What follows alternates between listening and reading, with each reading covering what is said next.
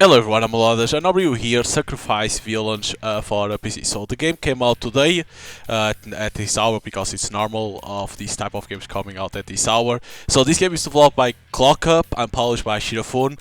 So as you already know, if you play other games from Shirofun, you already know how it works. If you buy the game on Steam, and then to get the full content of the game, you need to go to their website and download, and then go to that, choose the game, and then on the right side there's a store that I forgot the name now, and you can get the patch from there. I don't know if still like the link that they have on Shirofun Twitter or X, whatever you want to say it. They have a link that leads to all the patch for all the games that they have. I don't know if this game has the patch in there, but if you want to check it out, you can go to the Twitter of Shirofun, and they have like pinned up the link that says patch me up. I think it's like that, and you can check if this game has the patch in there. So there's someone say that it's like 6 gigabytes that the patch is, or something like that. So like holy shit, the difference of the game on Steam and with the patch, because the game is only 100 megabytes.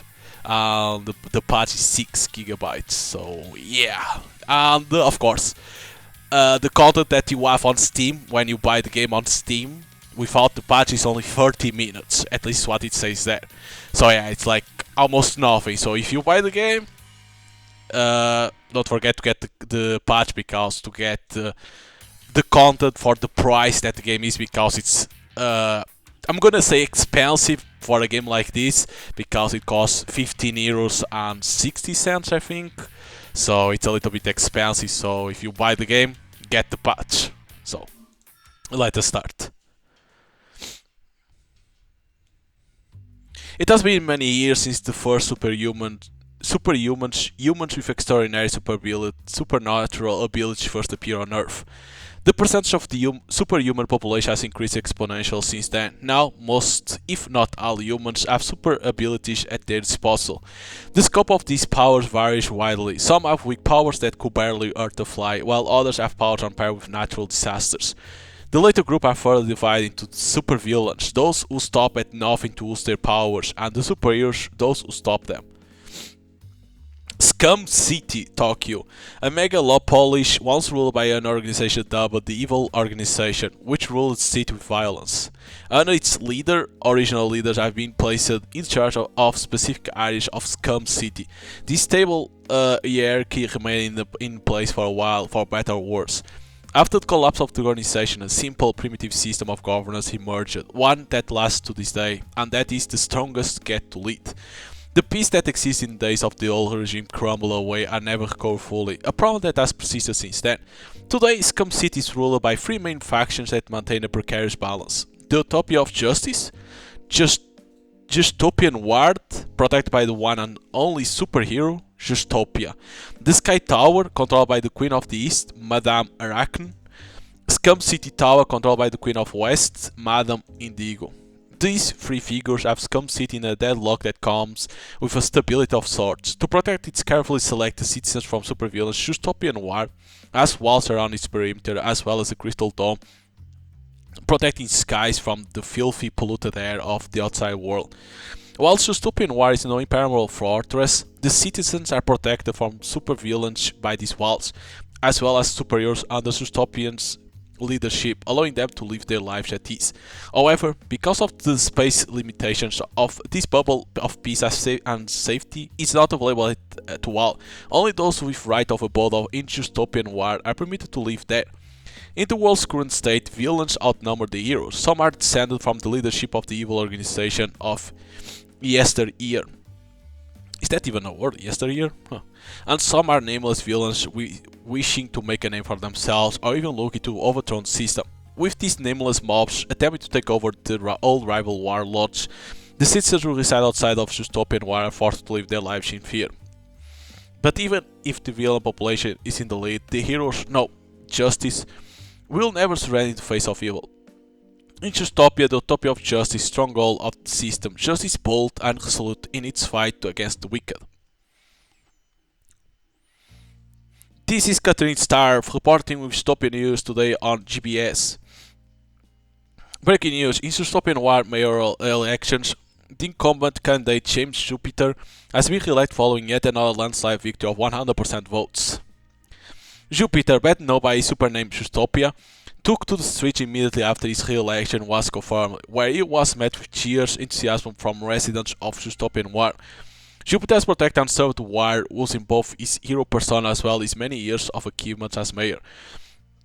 To commemorate his re-election, his supporters have called for the erection of an enormous statue of Dystopia in front of the ward office. This was Jupiter's response to the situation. I am but a public servant, disciple of peace and justice. There is no reason to worship me. Please do not erect statues in my honor. What truly deserves your respect and worship is justice itself, not me or the statue. He has urged his supporters to reel in their enthusiasm for the statue.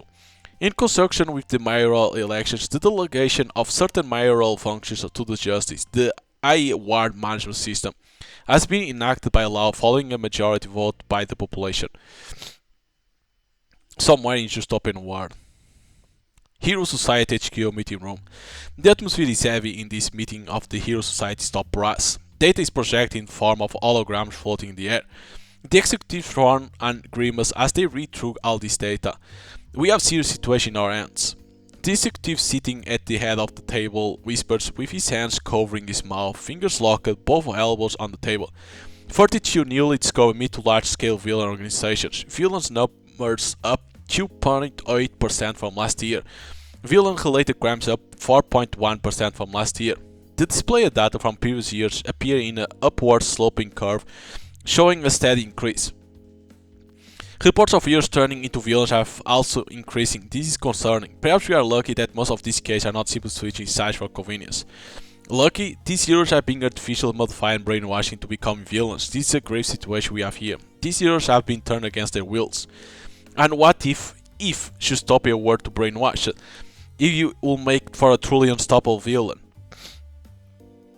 The executives fall silent. You could hear a pin drop in this meeting room. Those are legitimate concerns, but we have another issue on our hands. We have been unable to damage the Twin Towers in any capacity. Behold, the hologram transforms display new data before the executives. A map of Scum City appears, showing Dystopian Ward in its center, along with a graph of the Ward and Twin Towers. As you all know, the Twin Towers operation, whose objective was to defeat the Queens, was a complete failure. The damage we inflicted on Twin Towers was negligible. Negligible? How the hell do you pronounce that? Negligible? Probably. The Sky Tower appears to have suffered almost zero damage. Sides erupt around the table. They have launched similar attacks countless times in the past, but with the supervillains increasing their numbers day by day, these operations had grown fruitless. And despite its primary objective, the operation was finding it increasingly difficult to even reach the Twin Towers. The Justice is now imploring us to proceed with the project as soon as possible. I know we must start the project, but Justice, have the participants been found already? I was under the impression that realistic subjects had to be found before anything could begin. Affirmative. 3 superhumans matching the requirements have been located. Following this, a plan for progression has been devised. The hologram shifts once more, not displaying image of 3 women. There isn't a familiar face here, but the other 2, are you sure? They don't appear to be capable of rehabilitation. According to the Justice, the project will have the highest probability of succeeding if we use these 3 here. Oh, and how many percent is that, Justice? 50%. Compared to our previous subjects, those are miracles odds. Compared to the previous participants, that is indeed worth a gamble. Let us put it to a vote.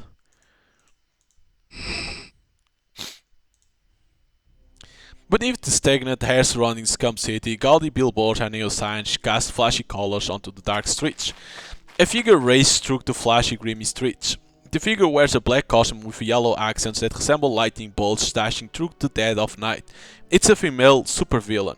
She dashes through the bustling main street, now filled with the screeching of brakes and screams of pedestrians, as she looks over her shoulder. You people are relentless. These darn cops sure are motivated today. She begins chased by a dozen of cops. Usually they should be giving up chase by now, but today they run after her in a large, persistent group. Now, Night Charger, who should be able to shake off their pursuit in a flash, arrives at the fork in the road. Yikes, now more reinforcements, what the hell is going on today? Sending all these cops after me. One side of the fork is blocked off by the Polistia and their vehicles. Night Charger leaps into a right-angled jump in the middle of her high-speed run, as if she weren't exempt from the law of inertia, changing course and zooming down an unblocked road. She evades every one of the Polistia blockades and flees their pursuit, but they have never done this before, setting up nets and things here and there, not in such a large numbers. What the? So she was this? Goddamn. What an outfit, huh? The main road is lined with tall buildings, with no side streets to detour with. In addition to the police in pursuit, more units assemble here, forming a makeshift barricade and preventing air from passing through. This checkpoint B, Night Charger confirmed. That was much faster than we predicted. We haven't been able to evacuate citizens yet. Go issue directions, quick. They seem to have led Night Charger to this spot according to plan, but she arrived earlier than expected, causing confusion on scene. The remaining citizens, unable to escape on time, scream at the sight of the supervillains and rush to flee, crowding and pushing each other alongside walks. I knew the roadblocks had me running around in circles, so this is why. Some blockades had been set up with the cops lying in wait. It was all pre-planned to lead her to this spot.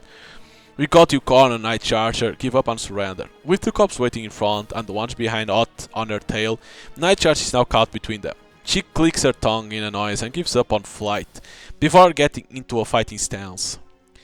Cool catchphrase you got there. You practice saying that in a mirror every day? Silence! Get on the ground with your hands in the air.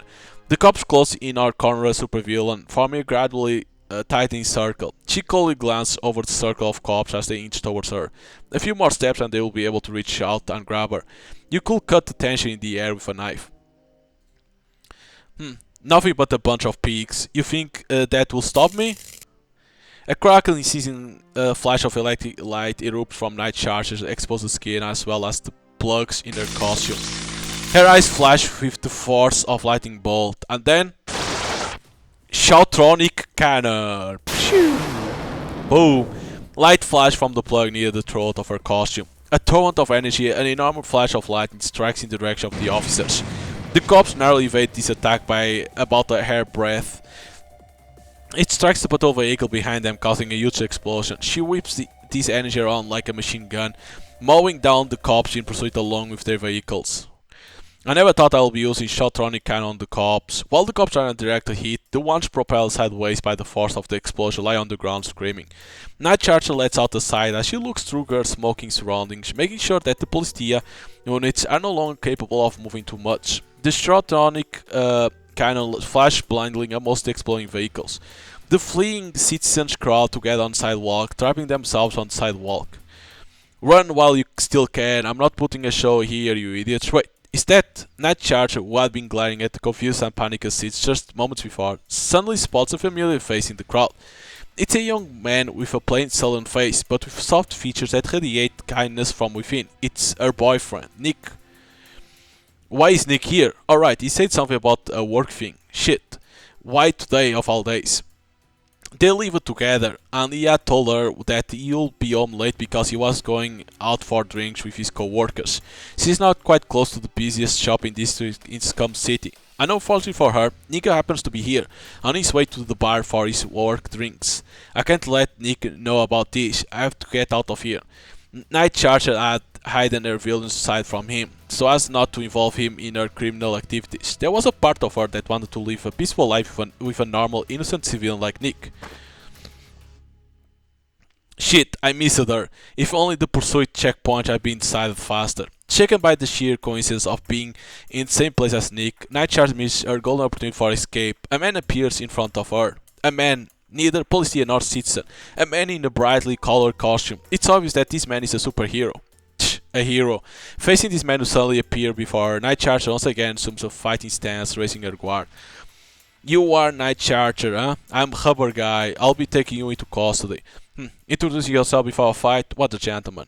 You are any famous villain who's never been caught before. Wouldn't you at least like to know the name of the hero who's gonna bring you down? That won't be necessary. You'll never catch me. Is that so? Rubber Guy's body shrinks and crumples itself in a flash before expanding and leaping straight for Night Charger. It's fast. Like an extremely bouncy rubber ball, it shoots up from the force of his collision with the ground. As Rubber Guy kicks the ground after crumbling his body, he leaps upwards at an unbelievable speed, allowing him to launch his knee right into Night Charger's lower abdomen. Shit, he bounced right back like a darn basketball.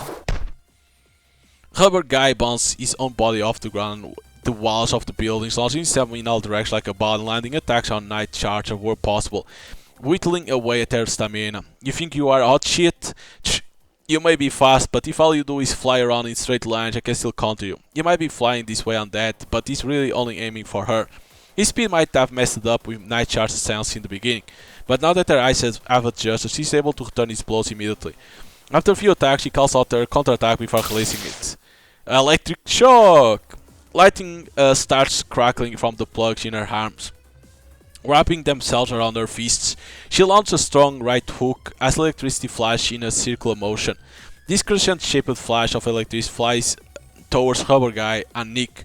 No, Nick! The wave of energy reached Rubber Guy and without stopping launched right at the sidewalk that Nick is standing on. Or so it seems. Balloon chill! Boing! Rubber Guy's body inflates. His body blows up like a balloon, taking a direct hit from the electric shock, sending a flash of blinding light through his body as if struck by lightning. Upon seeing it landing a hit on Rubber Guy, Night Charge has a sight of relief. Good, not Nick. Please get out of here as soon as you can. As she watches Nick disappear into the fleeing crowd, she lets down her guard before she's attacked by heavy force. My body takes exactly 0 damage from electricity. Too bad for you. Rubber Guy had softened his inflated body, allowing him to wrap an arm around Night Charger's neck. Now he tightens his grip around the carotid artery, cutting off the brain blood supply and causing her consciousness to fade away. The last thing this female villain sees is the face of the man she loves, turning to look over his shoulder at her before her vision plunges into darkness. The footage captured by the sensory Scott drone stops playing.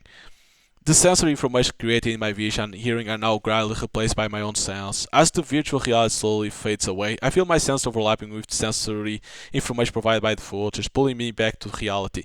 Now that I finished watching the information captured by the drone via sensory assimilative virtual reality or SAVR technology, I place a hand on the closest headset covering my eyes.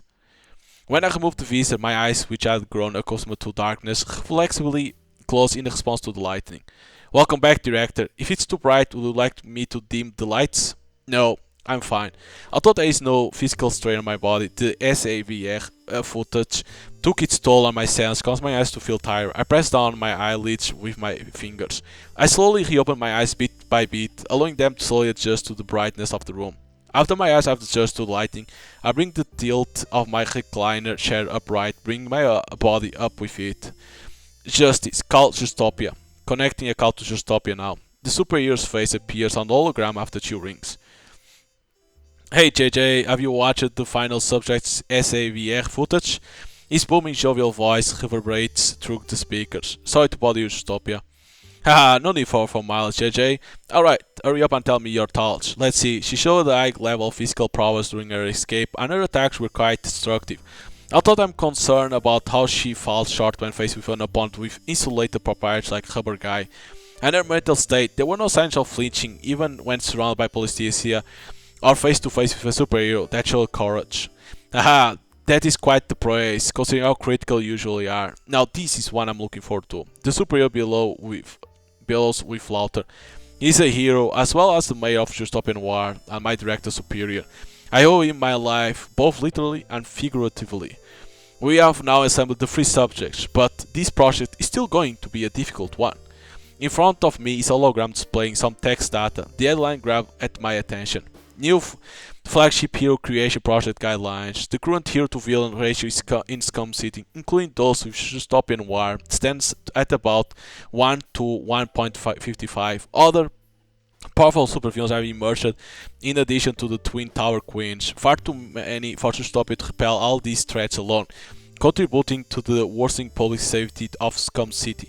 And because of the growing number of villains, Dystopia hero activities are taking up the majority of his schedule. Justopia has too many things crowding his plate. In addition to the war's independent government, he now has to deal with villains who cannot be disposed of by ordinary heroes.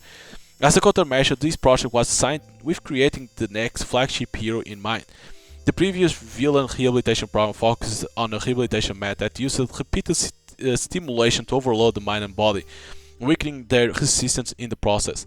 After they have been reprimanded, electric shocks and drugs are administered before SAVR learning technology is utilized to brainwash the subjects and reshape their personalities. Our goal is to turn villains into heroes.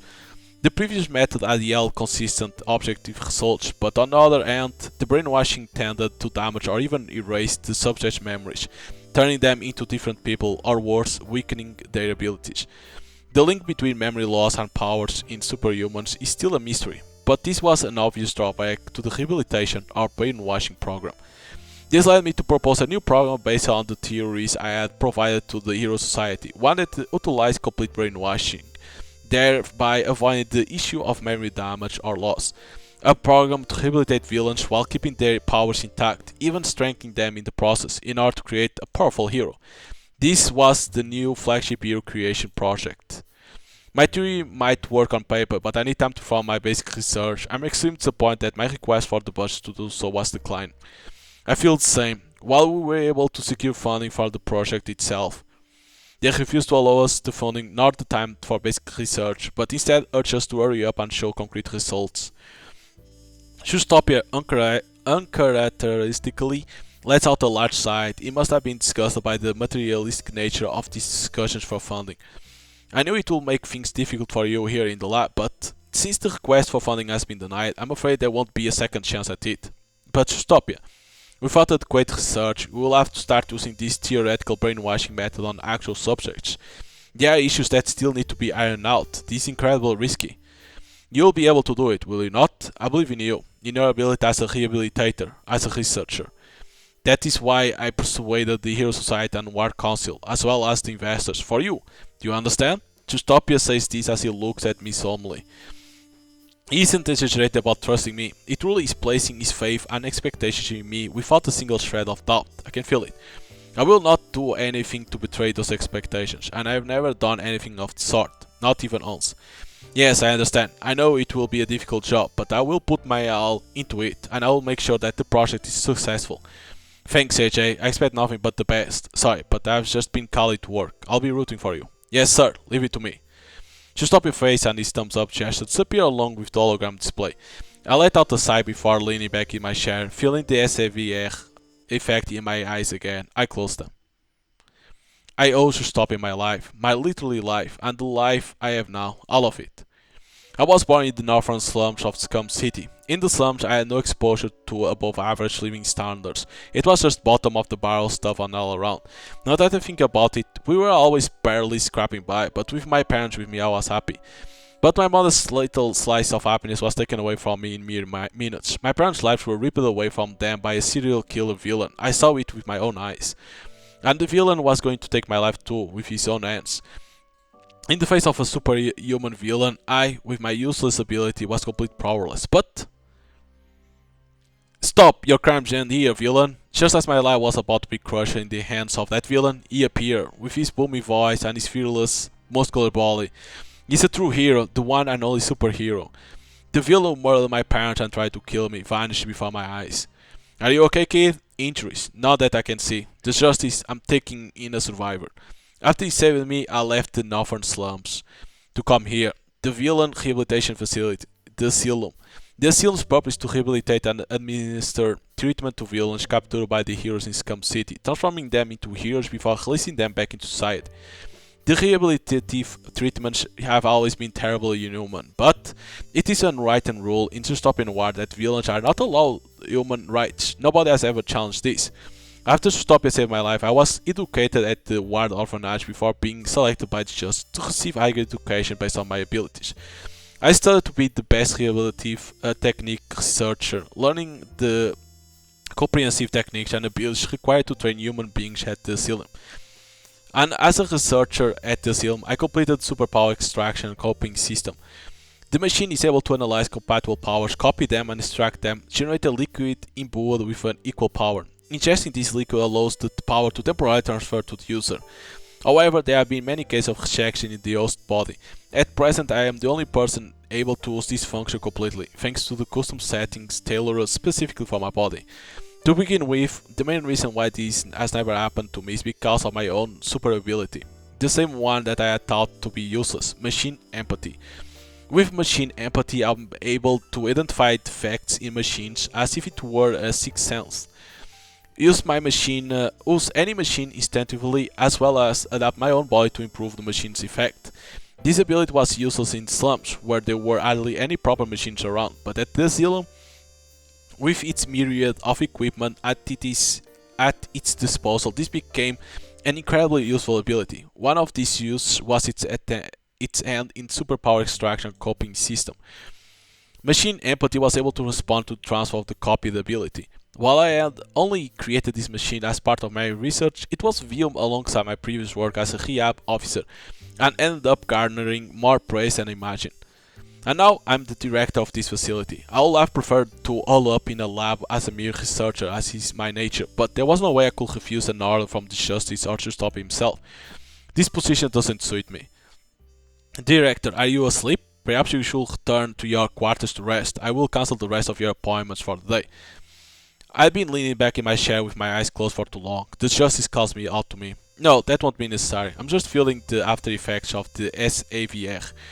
In addition to being the ward management system, this justice also serves as a virtual assistant for people with right of abode in the ward.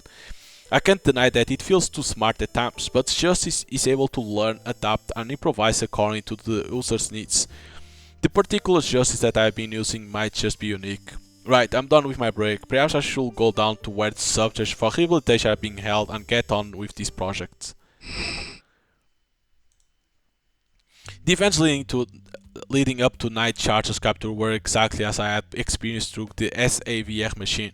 The other two subjects for the new flagship hero project are already being captured and are being held at the asylum. I should confirm the details of all three subjects in preparation for the rehabilitation compatibility survey. This will also help determine the way forward for the villain rehabilitation program, which will continue until all the villains have been successfully rehabilitated. Justice, pull up the files for the three subjects set to undergo rehabilitative treatment in the upcoming project. I'm able to generate display holograms based on the full body scans that were made when they arrived at the asylum. Would you like them life-sized? Yes, life-sized. Start with Night Charger. Display hologram in center of room. A figure appears in the center of the director's office. It rises up from the ground as if woven into existence. It's a villain clad in a mostly black costume and a mask covering her eyes. The projected image even has lights and shadows adjusted according to the lighting in the room, making it appear three-dimensional, despite being a see-through image projected in the air. It may be a hologram, but it looks like flesh and blood. Night Charger, real name Samantha Russo. Powers: heightened regeneration, heightened sensor ability, extreme physical toughness, superhuman strength. Ability to manifest high levels of power is dependent on external electrical source. Ability to launch non-lethal electric projectiles similar in strength to stun gun, while in close combat range from her limbs confirmed. She is able to amplify the charger energy and reproduce it in the form of lasers. Now that is dangerous. Her suspected criminal activities include robbery, theft, criminal damage, violent assault and causing bodily injury, bank raids, Yakuza office raids, assisting mafia turf wars, illegal mercenary activities, etc. For a person with superpowers strong enough to be scouted by the military, it appears that her criminal activities are on the mild side. She doesn't have any murder charge, but it is a pretty flashy resume, even for the Scum City. If it were just petty crimes, there are plenty of gangsters in Scum City with larger criminal records. However, what really draws my attention is the scale of the victims of her crimes. One particular famous incident is the Terutatsu Bando group attack related to a financial Yakuza organization that had been ranking in the dough in Scum City. The group's leader and main figureheads were attacked whilst they were gathering their office for their monthly meeting. At the same time, all the gold bullion stored in their safe, which is how the group stored their ill-gotten gains from the black market, was stolen, safe and all. While there were no deaths, all the figureheads, including the chairman, suffered grievous injuries. With all their capital stolen, this kick-started the split of the Teratatsu Bando group. The groups that form in the aftermath of the split and causing violent turf wars that persist to this day. In a way, it brought one more unwanted chaos to Scum City. While she seems to have carried out crimes targeted at organizations with a hand in the underbelly of Scum City, like the Teru Tatsu Bandu group, there are no records of her targeting the weak. Perhaps she's trying to be Robin Hood, although she does keep all the spoils for herself and might be a little too violent. She lives in all the district of Scum City with her boyfriend. The boyfriend's name is Nick, a young man who works as a factory hand in a small factory in Scum City. Judging by the photograph display next to his ID number, he looks to be a refreshing young man. He gives off an unsophisticated impression, unlike to set off one's sense of caution. At glance, he seems to be a person without any enemies. And as a factory hand in the old district, Night Charger or Samantha and Nick seem to live pretty good lives. Middle-class lives, envied by many in Scum City. They reside in an area with police protection offering them basic public security in a neat apartment building with its own security system. Stable utility sieves are in place and they are able to be picky about the quality and freshness of the foods they consume. In this land where the wealth gap is nothing short of a wealth chasm, people enjoying such a lifestyle are practically considered affluent. As this lifestyle is impossible to sustain on the wage of a factory hand in the old districts, she probably turned to a life of crime in order to maintain this standard of living. She appears to have told Nick that she worked a difficult but well-paid job in a care facility for millionaires in the uptown district. She appears to have hidden her villain side from him, as well as all her criminal activities. Perhaps even supervillains wish to lead peaceful, happy lives with the people they love. Villains are people after all. It wouldn't be too far-fetched for them to have such dreams. Living in dystopian war makes you forget that even villains are human. The walls of dystopian war that separate us from the rest of Scum City are able to protect us from most villain attacks. Sometimes, an extremely powerful supervillain launches an attack that is able to pierce through the walls, but that's hoax. Those are pre-planned events staged to prevent the residents of the war from forgetting the threat of supervillains.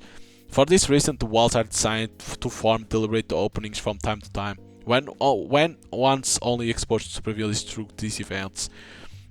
It is easy to forget that these villains are humans too, capable of human desires and wants. No, most of them do have such desires and wants.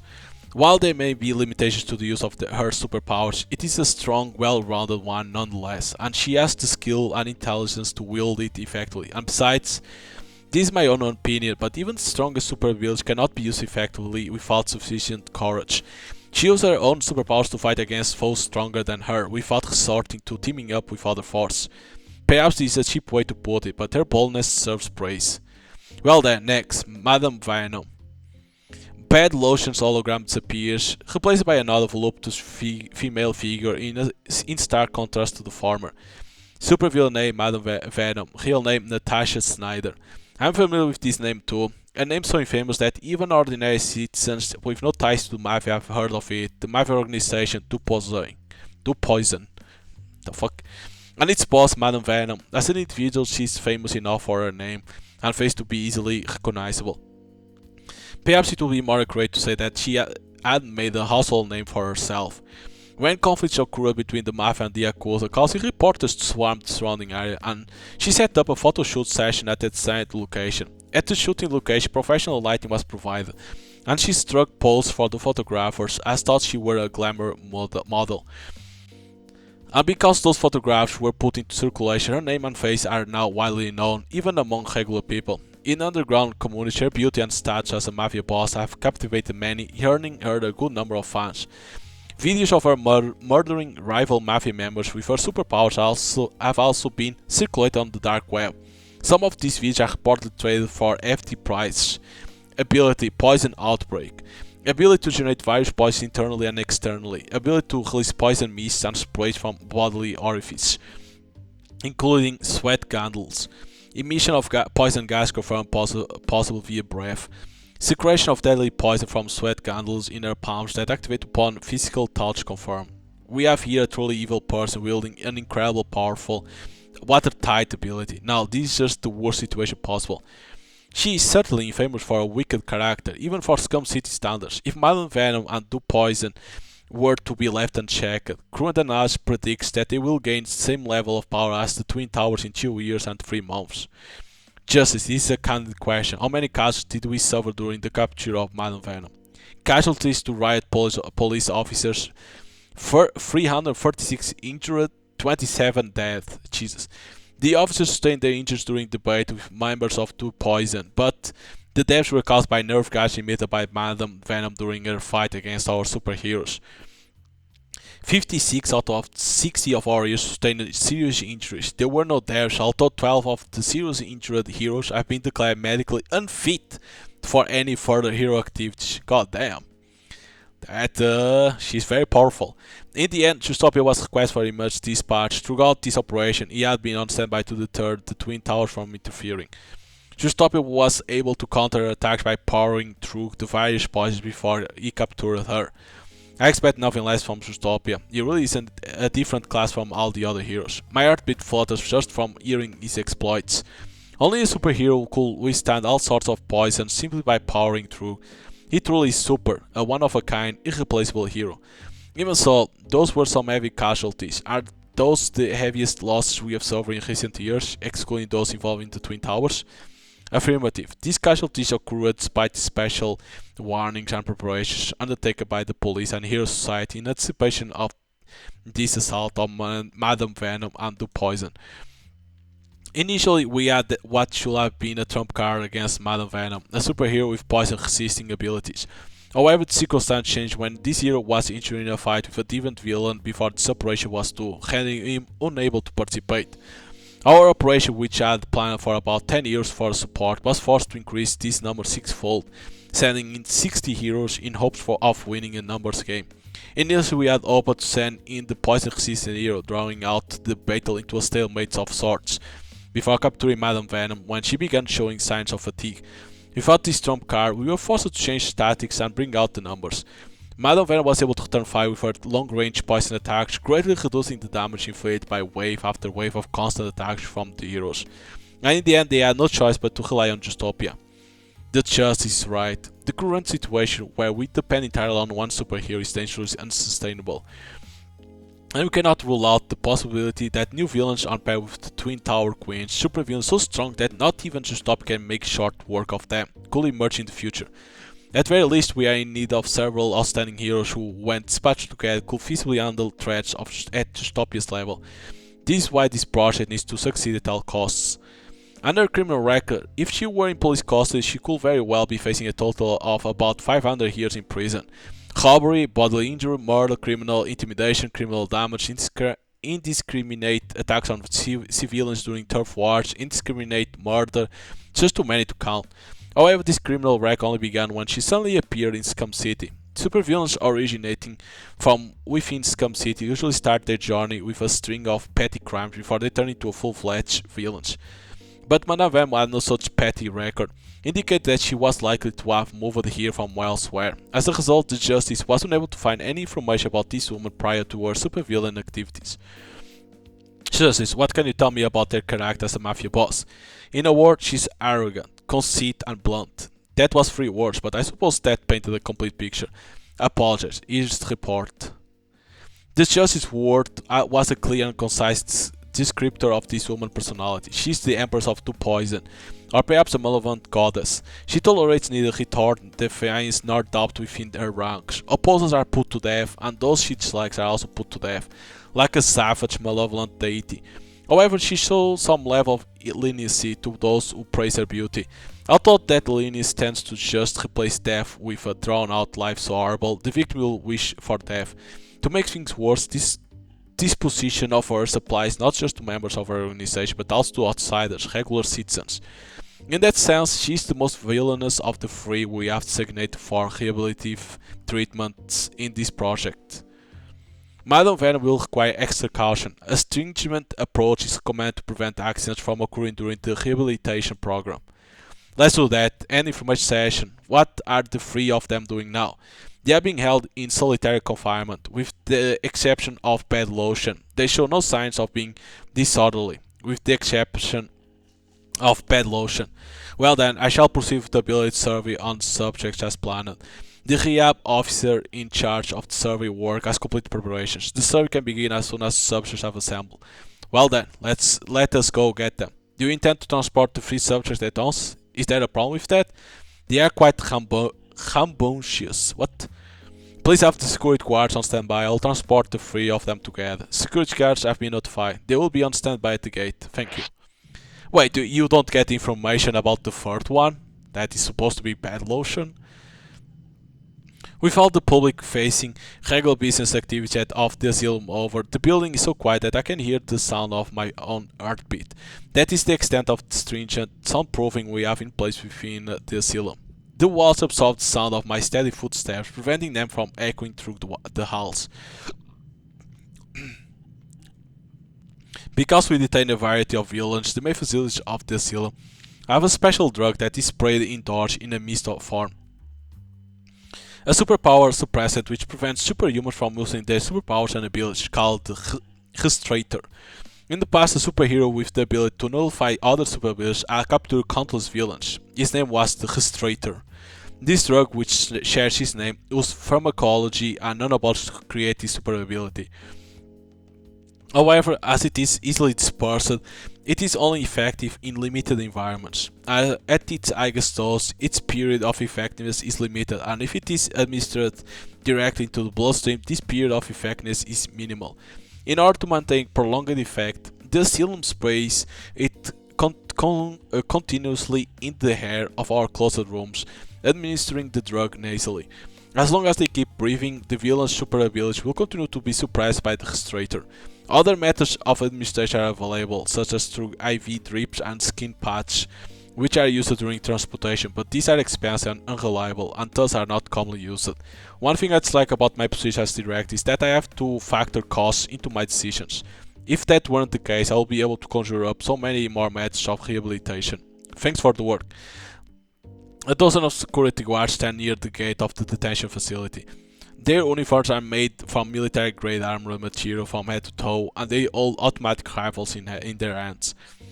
As long as the Restrator is in place, they act as some degree of deterrence against the detained villains. In the event that the Restrator stops working, however, the armor uniforms and automatic rifles are of minimal use. In contrast to their bulky appearance, these full-body armor uniforms, which are combat-approved for military operations, produce minimal sound. I pass through the gate with these unnatural quiet guards in tow.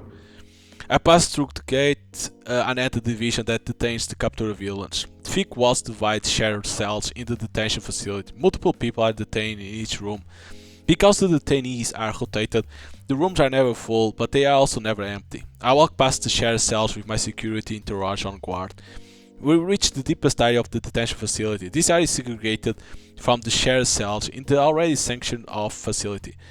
This area is designated for detainees with bad behavior, superhumans whose ability cannot be suppressed by the Restrator alone, and finally, some of the most important subjects are held here. Master Key: unlock solitary cells 901, 902, and 903. And within this area, the solitary cells in the 900 range have been built to house a few select individuals. Voice recognition progress approve solitary cells 901, 902, and 903 unlocked. I can feel the security guards who stand in front of me in defensive positions stiffen with nervousness. They hold their rifles at the ready, with the muzzles pointing at the door. The doors of the solitary cells have no knobs on the inside. In a well-rehearsed motion, the security guards open the three doors on my command before taking 3 steps backwards. Prisoner number 901, supervillain name Bad Lotion, real name Kitty Letelier. Prisoner number 902, supervillain name Madam Venom, real name Natasha Snyder. Prisoner number 903, supervillain name Night Charger, real name Samantha Russell. Your powers will be surveyed prior to your rehabilitation. Please come with me, we will be transporting you. The security guards have their guns pointed at the door. For a few moments there is nothing but silence. Eventually she appears from the solitary cell number 903. The supervillain's cold stare sweeps over the security guards surrounding her before she glares at me. Night Charger, Samantha Russell. She will probably look more intimidating in her supervillain costume, but clad in the prison uniform, she looks just like any other rebellious inmate. All the prisoners here, including her, are dressed in a prison uniform made out of nanoskin. Made out of countless nanobots, this material allows justice to keep tabs on the prisoners' vitals and control their bodies at all times. It is so comprehensive that they are unable to defecate without first requesting for and obtaining approval from the justice. Having an IE control even their most basic biological functions aimed at breaking down their mental fortitude, an important step in rehabilitation. All staff members, including myself, refer to these as prison uniforms. Although as a facility providing rehabilitative treatment, the asylum's official name for them is hospital gown. Keep my name out of your mouth. The collar around their necks is a restraint spray collar, although it is not used on a regular basis due to cost issues. In the event that this detainee happens to escape the area where the drug is in effect, the restraint spray in the collar is able to suppress the detainee's powers for some time. The three of them, including her, are important dangers enough to warrant the use of special devices that are not used regularly. In principle, we address all prisoners by their real names or their assigned number. We only address villains by their supervillain names if, for any reason, they are dressed in their supervillain outfits. Pleased to meet you. I am director of the asylum. My name? I don't care about your name. I have something else to ask you. What is it? I know this facility is supposed to reform villains and turn them into upstanding citizens, but you can't show it. I'll never change the way I live my life. I'm not gonna take any orders or leave for anyone else. No one can take my freedom from me. You might say so, but were you not leaving for Nick? Or perhaps wasn't Nick leaving for you? Her face twitched slightly at the mention of her boyfriend's name. Until now, she had very carefully separated and concealed her villainous side from her regular persona, masquerading as a regular citizen. Having someone call her by her government name and display knowledge about her boyfriend's existence, she must be extremely uncomfortable and wary by now. If you lay a finger on Nick, I'll kill you. I'll make you suffer so much, you'll be begging for the electric chair. Please, no need to worry. I have no business with him. However, if he's a tool that I can use to make you obey, perhaps I might acquire him for that purpose. Drat! Samantha's threatening expression suddenly replaced by anger. I can tell that her source of energy electricity has been completely depleted. With the restrainer in fact, combined with a lack of charging equipment, she is now nothing more than a powerless human. Prisoners are notified that their powers will be suppressed by the restrainer when they are brought to the asylum. She still tried to arm me with her superpowers for a second, thought perhaps she had forgot about this in her anger. I can't. She tries to step forward, but she's unable to lift her foot. The cuffs on her wrists suddenly feel as taut as she has giant slab of metal tied to them, pulling her arms straight downwards. This effect kicks in faster than security guards rushing to protect me from any mishaps.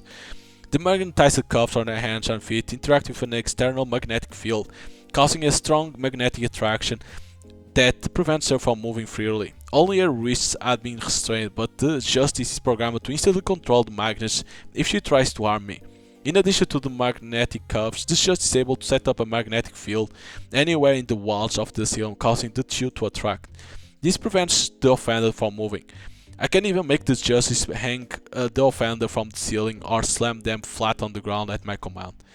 Dad, I can't use my powers, and I got all this handcuff and foot cuff bullshit on. Eat, shoot, monkey flounder. Having lost control over her own limbs, she used the only remaining part of her body at her disposal, her head, and spits in my face. You are perfectly right to be angry at the loss of your freedom. However, there are still restraints that I have yet to use. These are still incomplete.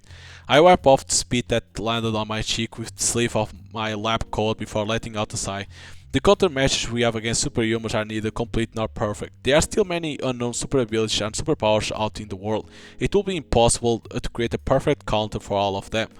With the introduction of the restrainer, we were finally able to implement a reliable countermeasure, if only in limited space. However, there is always the possibility that there is some unknown super ability out there that just so happens to resist the restrainer. That aside, I'm sure you now understand the resistance is practically impossible. Then let me ask you, since you say it's impossible, how was it getting spat on? Well, like I said earlier, our measures are incomplete. Now that I have personally witnessed this, I feel a deep regret. You just have to say it all prim and proper, don't you? I hate people like you. Being despised comes with my line of work. Justice, release her movement restraints. After the magnetic fields affecting her cuffs have been weakened, Samantha returns her body to its previous position. The security guards stand on guard, but she shows no sign of resistance or motion to attack me. Well then, please come with me. I will conduct a survey on you in order to contrive of a plan for your rehabilitation. Whatever, I'll say it again, but it's gonna be impossible for you to rehabilitate me. That may be, but I will not be giving up. It is my duty. With the guards surrounding her, she looks reluctant, but shows no sign of resisting or resorting to violence. She's a candid, full-muffled character, but she does seem quick to pick up on things. It shows that she has the cool-headedness required to analyze, understand, and opt for the best path in the situation. Please, the two of you, please step outside. I call out to the other two villains who have been hiding in their cells, perhaps out of caution. Almost immediately, the petite figure emerged from solitary cell number 901. And as she leaves the room, she raised both arms straight upwards in a quick stretching motion. I'm free at last. Now die! The security guard who opened the door to cell 901, being the closest to her, becomes her target. The young lady tries to kick the security guard between the legs. At that very moment, the magnetization kicks in, drawing the cuff on her ankle to the floor and preventing her from lifting her foot. Despite having her intended attack suppressed and her movements restrained, the villain continues her tirade, completely unfazed. Who do you think you are, huh? Locking me up in a room. Who the heck do you think I am, huh? There's no point in asking him. He's just a security officer. The one who locked you up in that cell is me, the director of this facility. Huh? Director, do you wanna die instead? How about you get these things off my hands and feet and let me kill you? No thank you. If I die, I won't be able to do this important work, huh? This serious guy act is so darn annoying. You are so annoying. I don't even want to play anymore. She seems to be telling the truth. She appears to have lost interest in resisting any further. The search appears to have reached the same conclusion through the biometric data obtained from her uniform. The shackle on her limbs are demagnetized, and she gets up from the ground after gaining access to her hands and feet. Having lost interest in both her own situation and my press, she starts to fidget with her hair.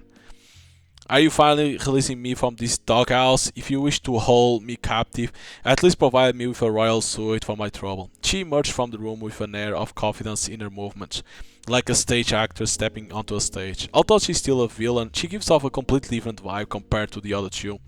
She simply exudes arrogance, as if she believes that she's the most important person in this room. So you are the director. I suppose that means you were the one who locked me in here. Yes, that is correct. I can't believe I was restrained by these simple looking men. How humiliating. She says it lightly, but her eyes are piercing like a snake's. She stares straight at me, evaluating me, as if she's a predator judging her prey. Really? Bling bling poison hag? Not you again. Why do I have to see your gross face here, of all places? Oh, how awful. And I thought I heard this yapping somewhere before. If it isn't the infamous Silly Billy of the North Slums. She seems to have deliberately avoided looking at her by staring at me. Natasha, who had ignored Kitty until the later, rushed at her, looks down at the young lady with a sigh. An unusual atmosphere sets between them once their eyes meet. A crackling, electrically charged atmosphere fills the solitary cell area, setting even the security guard's nerves on hand. By the way, didn't say some shit like, I'm going to reinvent the powers of Scum City like some big shot, and you still ended up here? Hilarious. Oh, and what happened to you? I heard you had a traitor in your familia. A fitting end for a brat like you with no leadership skills. Shut up, that jerk wasn't part of our group in the first place, and I'm not a brat. That jerk to think I just left her in the lotions after I took over the gang. I should kill her or kick her out. The traitor had set her up to be left alone, causing her capture. She appears to have suspected in mind. Based on the circumstance of her ambush, Kitty's entire body shakes with fury. This world is truly beyond saving, if a brat like you can be a gang boss. And you over there, Samantha, was it? Are you really Night Charger? So what if I am? Oh, so it is you. I'm terribly sorry, I couldn't recognize you without your costume on. Even though you keep messing about on my turf, I'm sure I've seen your face in the reports countless times. I just can't remember the face of a woman other than myself. You see, other women simply look like ugly, deformed turnips to me. It's not like I could recognize you in that prisoner suit either. I probably would have thought you were some babushka off the street if that director guy hadn't said your name. Ha! I remember now, Night Charger didn't steer a bunch of shit on your turf. No idea, you people on your territories don't concern me. You piss me off. What are you, some kind of lone wolf? That even cool anymore. You are just a loner with no friends. Dang yappy brat. Oh, now that I agree with. Will the brat please shut up? What? You're calling me brat again? I'm gonna kill you. Kitty drops her voice to a low rumble, in a contrast to her chihuahua-like yapping from earlier. She glares up at the other two supervillains with a glint in her eye. Oh no, perhaps you prefer to be called a young lady? Ill-mannered young ladies never to be punished, you know? Hmm. Looks like you haven't learned the difference between people you can intimidate and those you can't. You really are just some kid. Samantha was being drawn into the crossfire managed to make things worse, tearing up a tornado within this electrifying atmosphere. These three supervillains, tangled in a stormy rabble, are the special rehabilitation subjects selected by the Justice for the new flagship hero positions.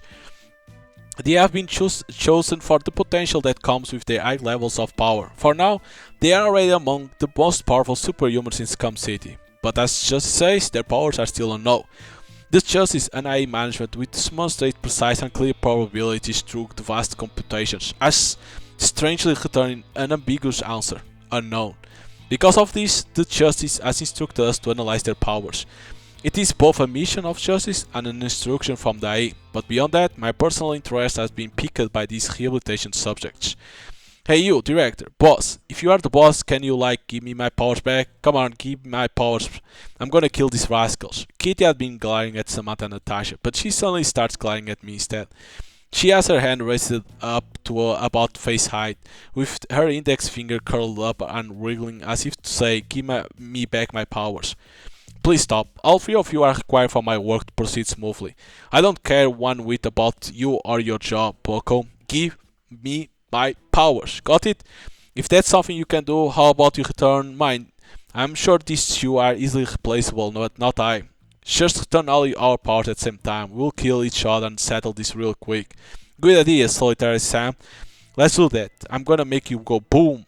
Oh, then I'll be able to at a clear advantage. Thank you very much. Don't worry, I'll make your death quick and painless. Sure, you can have the handicap. Feel free to make good use of it. Handicap? For me? The arrogant, smiling face of the female mafia boss contorts and Steven suddenly. A sharp piercing gleam appears in her eyes, while the elegant brown furrow, forming deep vertical lines between them. The situation worsens every time they open their mouths. Amidst the unsettling atmosphere that crackles between the three supervillains, even the battle hardened security guards who have witnessed numerous heinous violence find themselves testing up. If I don't settle them down, it will affect my schedule for the rest of the day. I wish my job was just rehabilitating these three, but my position as director will not allow me to do that.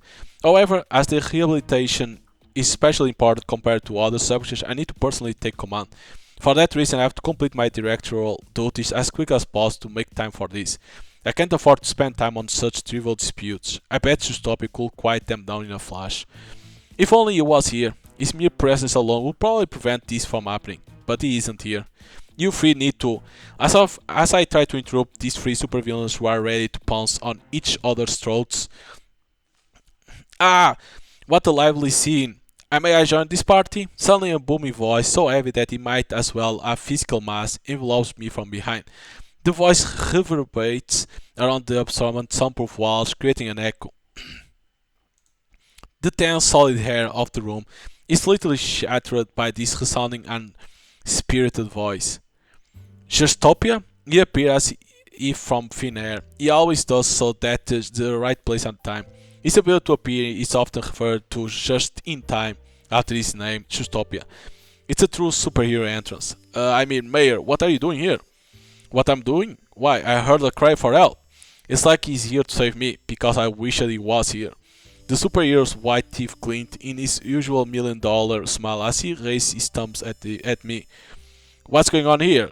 These three beautiful ladies look terrifying. The three supervillains who had been getting in each other's face, close enough to bite, fall silent in the press of his arrival. As Justopia approaches, it is as if an invisible field is pushing the three away, causing them to instinctively step back and create distance away from him. It's the pressure of his atmosphere. He simply smiles and approaches them with his arms open wide in a welcome gesture. Well, Justopia presses alone is enough to change the room's atmosphere. The heavy crackling tension from earlier has dissipated. Naturally all gone, the atmosphere that weighted down is now light and airy. The transcendent vulnerability that comes with being an overpowered superhero instills a sense of reassurance in both myself and security guards, who are now the ones being protected. Smile, pretty ladies, look better that way. In stark contrast to us, who have gained reassurance, these three humans do the exact opposite, as if burned with a heavy sense of tension. So, this is Utopia. I knew it was different from other years, but what is this weird tension I'm feeling in my skin? Oh, Samantha, this is your first time coming face to face with Utopia? It's my second time. The first was when I was captured a little while ago. He walked straight towards me, laughing his way through clouds of poison gas, before he simply grabbed my neck. Oh, even I resigned myself to fate. Hehe. Samantha, who previously looked like she feared no one and nothing, is now on guard. Even Natasha, who had previously exuded such arrogance and nonchalance, has now gone pale, with beads of sweat running down her face. Ha, sorry, lady, I wasn't gonna make fun of ya getting caught if I knew it was this guy. This guy totally nuts, not just the boys, you could drop him in a furnace and you'll be walking out with a thumbs up. In Justopia's presence, the three supervillains are no longer at each other's throat. I can see them growing anxious at the thought of receiving retribution from the superhero before them. Oh, looks like I wasn't welcome to barge in. Did I put a damper on your party? Haha. Justopia stops his advance and lowers his welcome arms. Ladies, this man here, the director of the asylum, is an earnest, dedicated man. I want you to cooperate with his work. I would love to assist in expediting the rehabilitation process, but alas, I am far too busy with my work as mayor and hero. The three supervillains appear to be struggling to respond to Justopia's quiet words. All three of them look as if they have no intention of cooperating. I don't intend on cooperating, but I know I can't disobey, and that's a fact. Not with Nick on the line, or you hanging around. Your rehabilitation or whatever, just do it and get it over with. That is all we need. You have my gratitude. Ah, for real, you don't even know what they're gonna do, and why is Sam speaking for the rest of us? I suppose it will have to do. At least this oath won't be strangling me within an inch of my life. Although reluctant, the three humans are clearly relieved to be free from Justopia's gentle threats. Well then, let us proceed to the rehabilitation room. Please, to the elevator. I motion for the security guards. The three villains follow their lead, obediently walking to the special elevator that travels to the underground floors. It's as if they will do anything to get away from Justopia, the enemy of all villains, including rehabilitation, which they have yet to know the meaning of. Thank you, Justopia. I won't be able to quiet them myself. Haha, the project I've entrusted to you is an important one. It is only natural for me to assist where I can. On the contrary, I feel sorry for imposing all this on you, because I'm unable to do it myself. No, I'm grateful to be working for you, Justopia, and for the war and for justice. The superhero gives me a big silent nod in response to my answer. Place your best efforts into their rehabilitation. It is something only you are capable of. The superhero extends his right hand towards me. This handshake isn't fan service, it's reaffirming our status as comrades. Yes, sir. I won't let you down, I promise. We exchange a firm handshake, his expectations further ignite my sense of purpose and duty.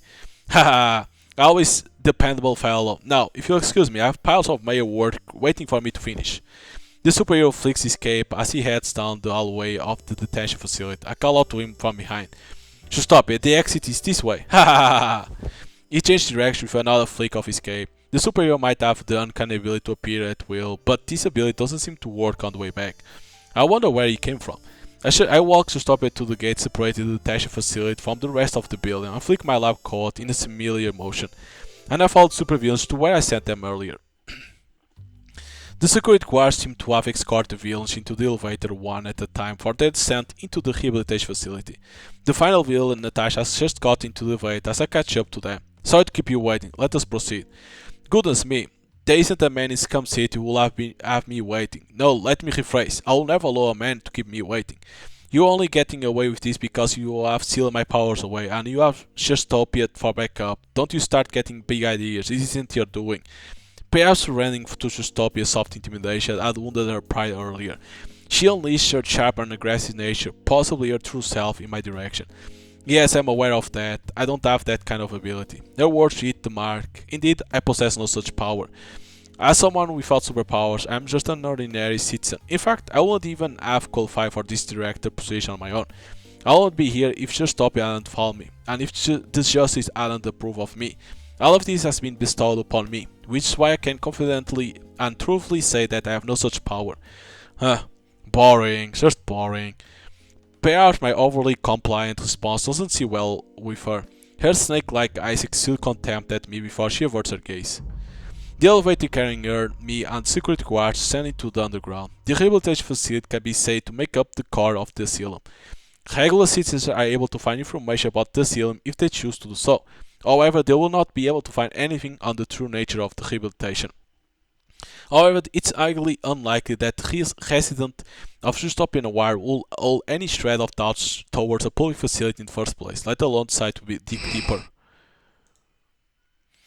The elevator descends underground, arriving at an inorganic elevator lobby. We meet Samantha and Kitty, who had been sent here first, and security guards accompany them. You know what? The floors, walls, even the ceiling in here is like completely sanitized. It's so clean that it's grossing me out. Did you design this place? You have like zero design talent. I bet you are the type of guy who makes his metaverse house a square white building, huh? Perhaps Kitty is interested in the interior of the asylum. She glanced around before throwing a mocking glare at me. I did not design the interior, but as this facility has no need for decoration, I assumed that this was the optimal solution.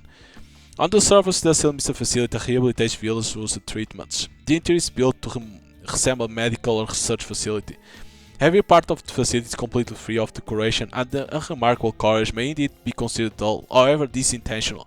There are no obvious signs or decorations within the facility at all. It is intentionally designed to look the same on every floor and every area, as a way to disorientate and confuse individuals in case of an escape attempt. As the young lady said, this design is just utter rubbish, although I will admit that I appreciate the artificial sunlight used in here. Kitty and Natasha must have nerves of steel, or perhaps they are both extreme optimists. They remark on the asylum's architectural features as if they are students on a field trip. I don't care about the building. Hey, you, how about you tell us what rehabilitation is gonna be about? On the other hand, Samantha seems to have a firm grasp of the current situation. She alone displays a blunted sense of vigilance, showing no signs of weakness in her gaze or footsteps. She seems to sense the presence of something threatening that awaits them in this underground facility. You're right, but instead of an explanation, you'd three ought to see for yourselves. Justice, as the rehabilitation training for Misogi ended, treatment has just begun in Rehab Room 002. Perfect, now please, come with me. I'll lead the three individuals destined for rehabilitative treatment through the hallway. And it ends, because oh shit, something bad will happen. But for you to see, you know, the portraits of the characters and see what happens after, you need to get the patch to be able to see, of course. I don't know how many hours the game can be with the patch, of course, but like to be 6 gigabytes, probably it's like 5-6 hours, probably. But yeah, like, but basically it's easy to understand the story. Basically it's like, there's those twin towers, and like, Justopia cannot like defeat them alone. So basically, he wants us, that we are this director, to make this program to turn supervillains into heroes by doing this treatment, the rehabilitation treatment, to change them to probably help the hero against those twin towers, basically.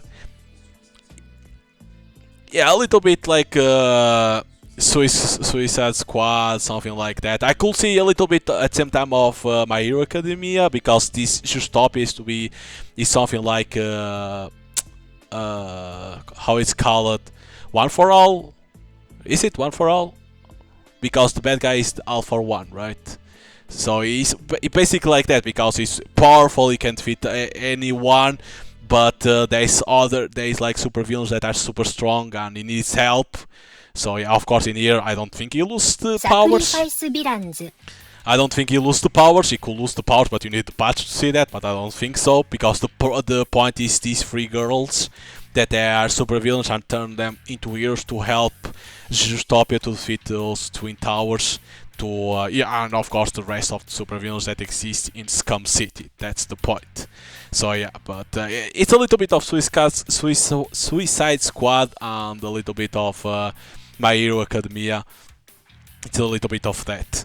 But yeah, like, if you want to see the portraits and the rest of the story, and of course content that was skipped throughout here that you couldn't see because of Steam version, you can get the patch the uncensored patch through Shirofun website, or you can go to Shirofun Twitter X, and they have like pinned immediately a link that is patch me up, and probably in there will be the patch for the game. Like I said, I don't know if they have already in there or not, but they should, because it's another way to get the patch immediately without having to go through several websites to get the patch. And of course, the patch is always free because you already bought the game. And again, the game costs on Steam costs like 15 euros and 60 cents. I think it's something like that. It's a little bit expensive, but probably with the patch, the content must be very good for that price. So yeah. So hope you guys enjoyed the playthrough of Sacrifice Villains, the Steam version, of course, and see you guys next time.